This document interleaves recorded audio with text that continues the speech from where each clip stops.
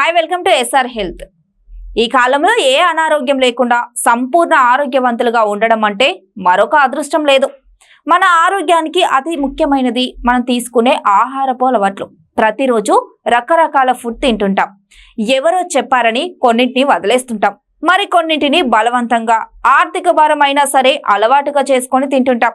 అలాగే ఖరీదైన ఆహారంలోనే పోషకాలు ఎక్కువగా ఉంటాయని, చవకగా దొరికే ఆహారంలో పోషకాలు ఉండవని పొరపాటు పడుతుంటాం. ఖరీదైన ఆహారం, చక్కటి ఆరోగ్యం ధనవంతులకు మాత్రమే సాధ్యం అనుకుంటారు, కానీ అది అవాస్తవం.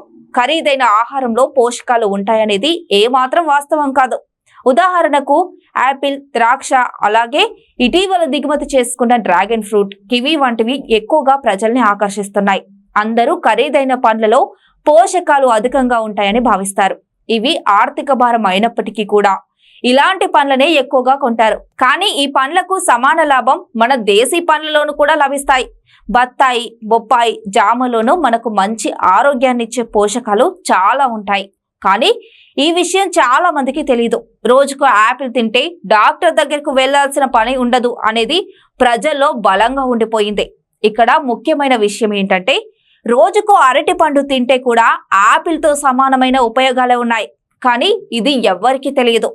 అవగాహన లోపం వల్ల ప్రజలు ఖరీదైన పండ్ల కోసం ఆరాట పడుతుంటారు, వాటిని కొంటూ ఉంటారు.